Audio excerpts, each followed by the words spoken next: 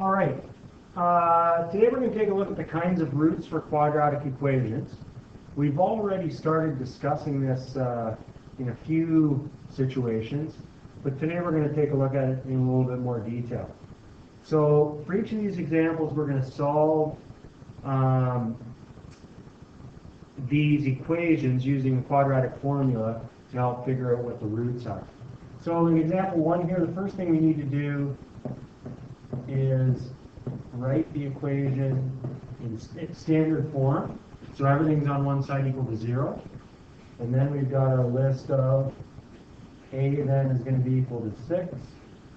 B is equal to -1. So be careful. There's a -1 in front of that x. And C is equal to -2. And then we've got our quadratic formula.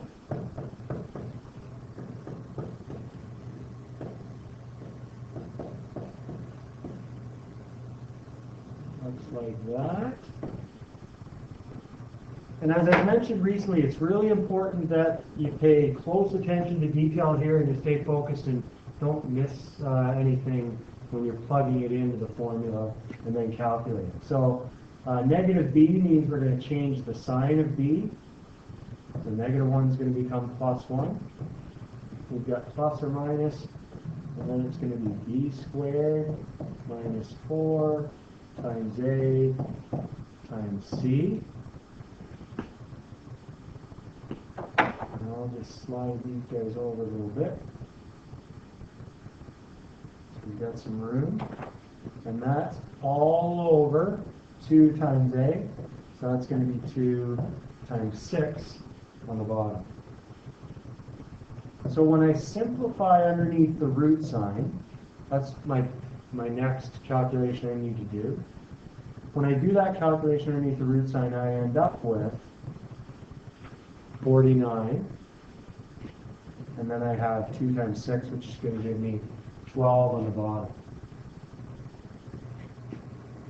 And when I break this into 2 parts here, because the square root of 49 is 7, one answer is going to be 1 plus 7 divided by 12.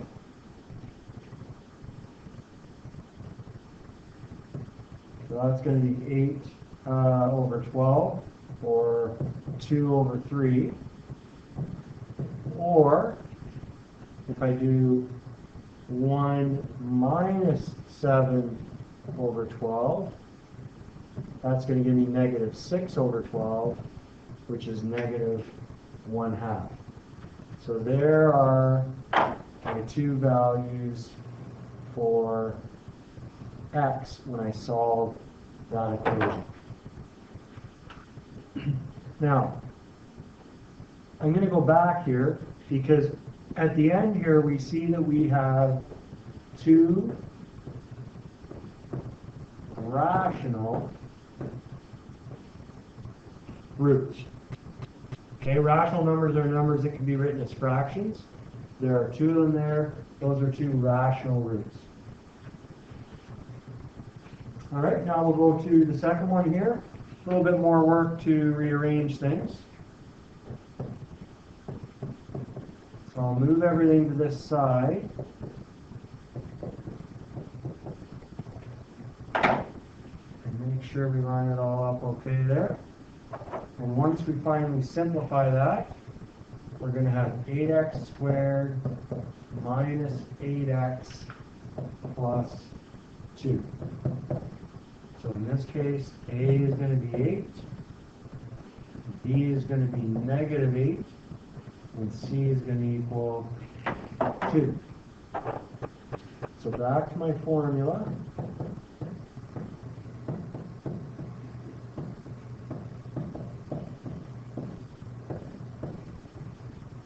And now I'm going to plug things into that formula. So I get x equals minus b. It's going to give me 8, plus or minus, and then b squared minus 4 times a times c. Move this guy over here a little bit.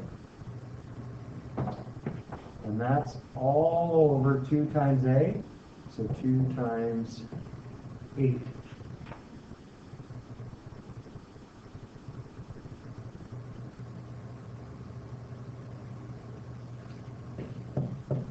Okay, so now I'm going to calculate underneath the root sign. So underneath the root sign, I end up with 0. And on the bottom, I have 16. So when I get 0 underneath the root sign, the plus minus really doesn't matter, because I've only got one answer for x. It's 8 over 16, which is equal to 1/2. So in this question, that is the only answer that I get. So in this question, I've got one rational root. So this one's rational. It can be written as a fraction. So it's good to go there. But there's only one root here because we get just that one value in this case. Let's look at example 3 here. So I'll rearrange things again here. So 5x squared minus 3x squared plus 3x plus 5 equals 0. So I'm going to end up with 2x squared plus 3x plus 5 equals 0. So a is equal to 2, b is equal to 3, and c is equal to 5.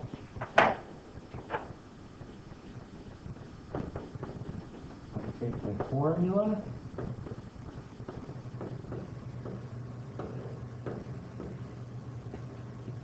And I'll plug things into that.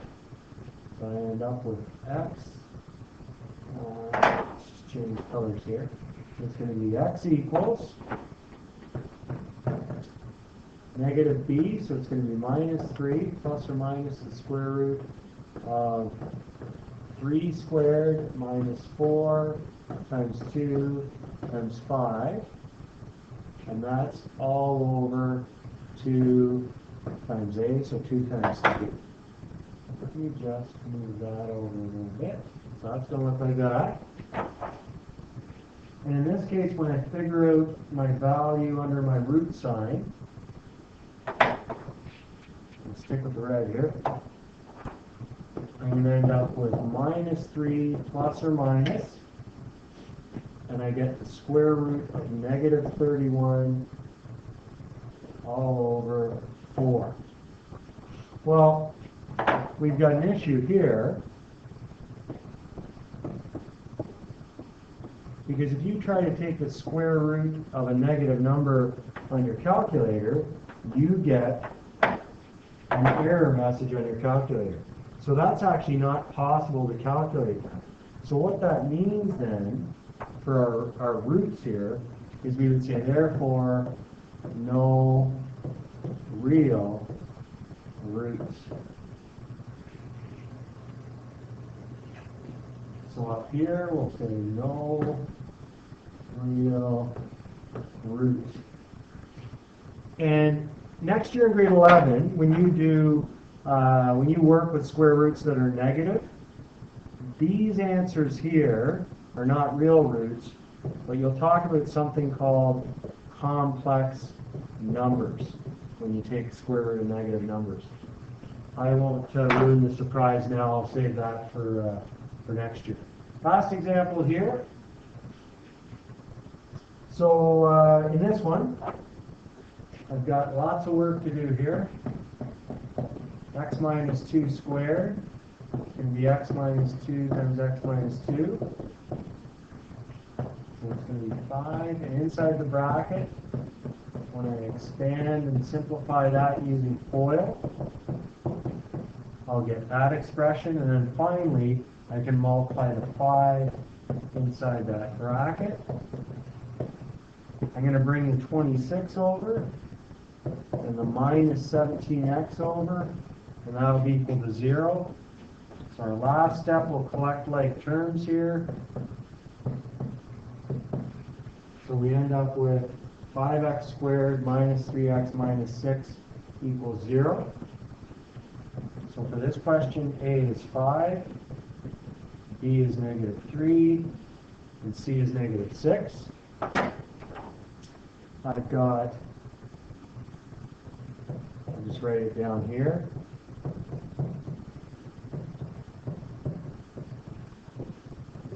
There's my formula. And when I plug my values in, it's going to look like this. Negative B, it's going to change that to positive 3.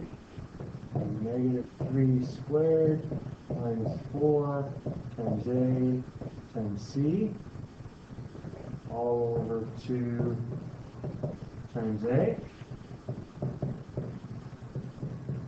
And this time, when I calculate the number underneath the root sign, I get the square root of 129 and 10 on the bottom.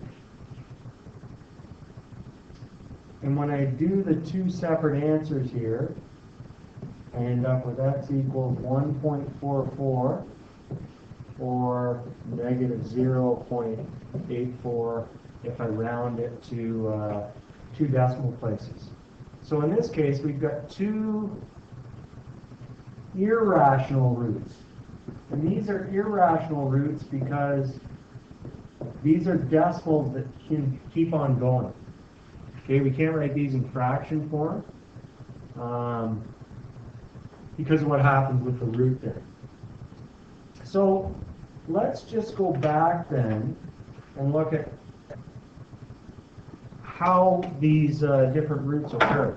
So in the first question here, we've got 2 rational roots.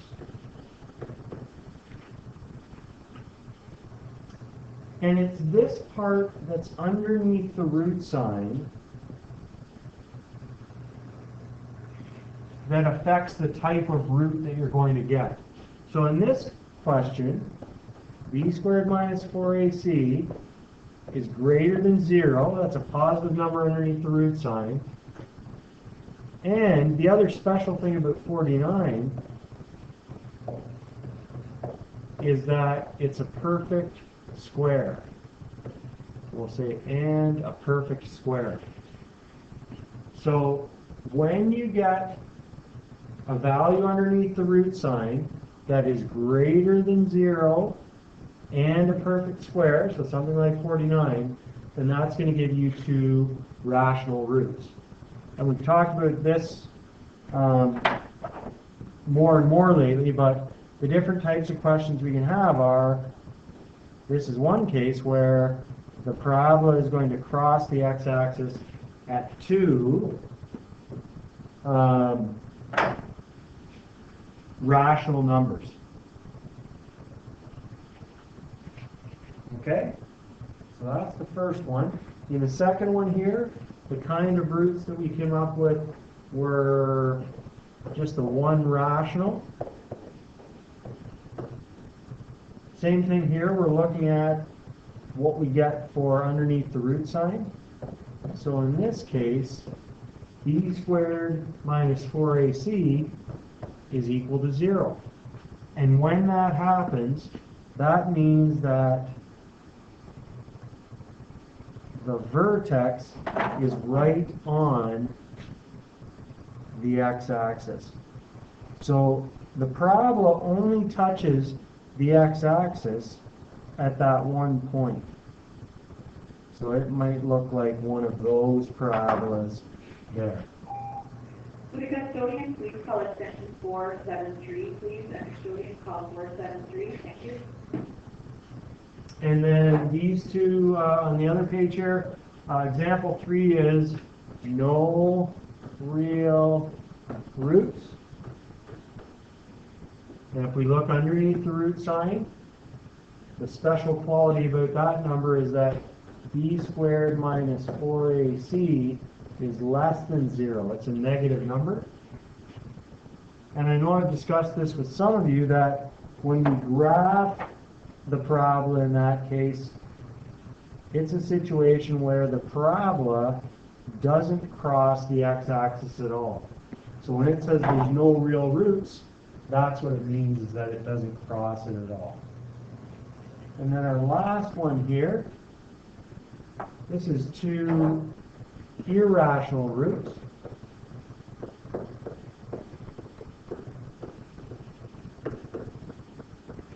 And again, we're looking at that number that's under the root sign. So here's what's special about a number like 129. It's greater than 0 and not a perfect square. So we already had the situation with the 49, where 49 was greater than 0 and it was a perfect square. When we get a situation where it's not a perfect square, it means that it's going to cross the axis at 2 points, but those points are going to be irrational numbers. So you can see the graph looks similar in this case compared to the one with two rational roots. The last page here is a summary table. So you can take the information that we just came up with on the last couple of pages and just summarize on this page what happens to create each of these four different types of roots. Okay, and we'll catch up on this tomorrow.